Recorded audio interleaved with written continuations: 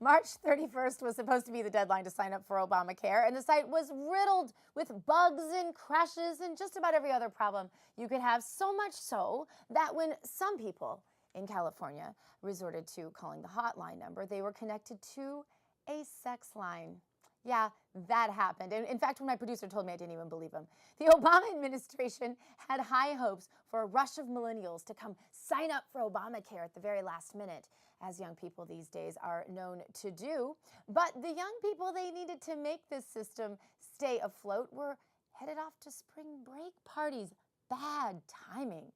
Here, with reaction to the botched Obamacare rollout, is Dr. Richard Amerling, Associate Professor of Clinical Medicine at Mount Sinai Beth Israel in New York City. Dr. Amerling, haven't seen you since we graced the stage of Sean Hannity on the doctor's panel. It's good to see you again. Yes, you too.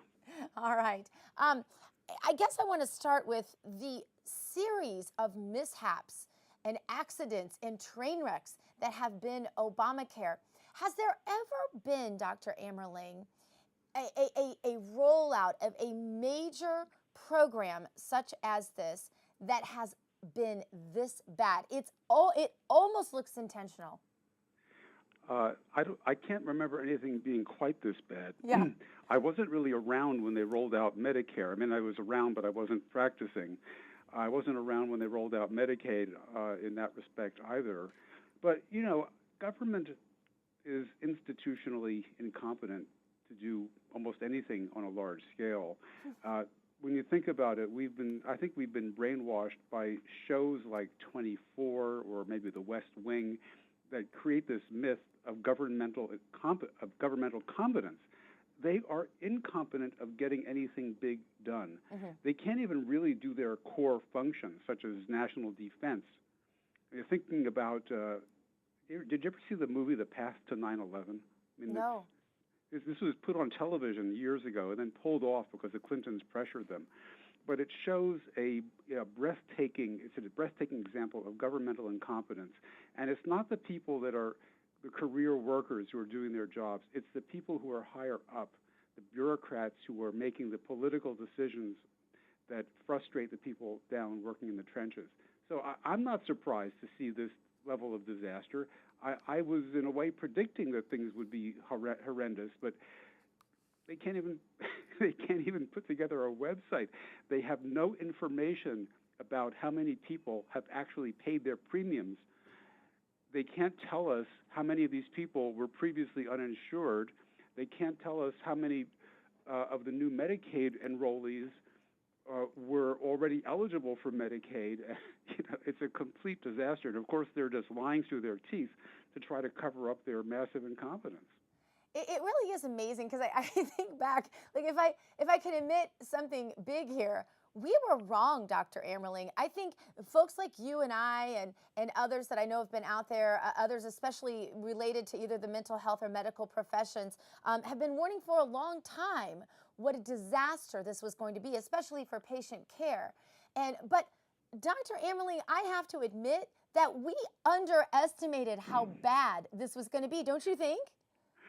Well, of course, there were only lies put out initially. It wasn't clear initially to most people that so many individual policies would be canceled, would be found insufficient. These are policies that people had bought with their own money. These are people who are not covered by their employer. They bought these policies with their own money, and Obamacare, in one fell swoop, declared them all null and void because they didn't meet their so-called minimum standard. The minimum standard was for men to be covered for maternity care, as you know, and for women to be covered for prostate screening. And these new plans also, of course, came with very high deductibles for the most part. I mean, a lot of these plans come down to self-insurance. You're giving the insurance company a lot of money. Then you're also agreeing to a large deductible. Most people are not going to even trigger their insurance policy because they're not going to go beyond their deductible. And is it any wonder why people are saying no thanks? I mean, it's a horrendous deal. You know, I hang out in this world. You still have a lot of time spent with those inside the professions most affected by this. Tell me what the inside word of physicians and mental health professionals at your hospital are saying about Obamacare. Well, what we are seeing so far in New York, I mean, in New York, we already had a hodgepodge of plans. I'm not seeing a lot of people bumped off of their plans. There were so many here. In fact, New York is one of the states, because we had things like guaranteed issue and community rating, that is actually seeing some premiums go down on some of the Obamacare plans because they were already so high. But what we are seeing are the effects of the mandates for the electronic health record, for example, which is a complete disaster, a major time waster, a big distraction from your interaction with the patient. I mean, in a major way. I mean, you're entering data as opposed to talking with the patient and perhaps writing a few notes. It's very unnatural.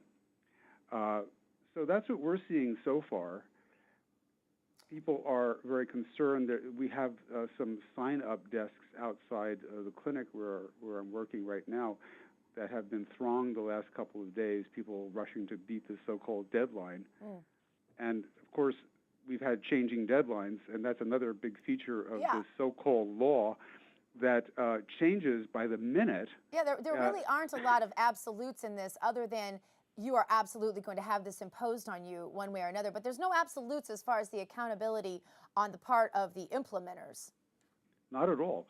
And AAPS has filed a lawsuit in Wisconsin, actually a little while ago, about just this unconstitutional changing of the law that Obama keeps doing. You know, he has no authority to make these changes. There's a clearly written statute, and the implementation of the law does not leave him all this room that he's claiming he has to make changes. One thing that we are also kind of dreading was the ICD-10. You've heard about this, I'm sure. This is the new coding system for diagnoses that multiplies by 10 the number of possible diagnostic codes that you can apply to a patient. They're unbelievably detailed. This cannot possibly have any relevance to patient care. It's all about gathering as much information as they possibly can, and to do what with, who knows. But it's an amazing imposition on the medical profession and all our staffs in terms of the time spent learning the new codes. Then you're going to have to enter all the new codes correctly in order to get paid. Very fortunately, this was put off now until 2015. The deadline for implementation of the ICD-10 put off until 2015 by the latest doc fix that just went through Congress. But this ICD-10, I think, is going to be a straw breaking the back of a lot of camels in private practice, for example. They're just going to say, forget it. I'm not going to learn a new coding system to get paid a few pennies. It seems to just continue to decline, and now we're hearing about this bait and switch method being used for these premiums, that actually the premiums may be a whole lot higher a year from now. Dr. Amerling, we're out of time, but I just want to encourage everybody to follow you on Twitter. We've got that up there because you do publish some great stuff, and I hope to see you again soon in New York. Thanks for being with us. That would be great, Gina. Take care. All the best to you.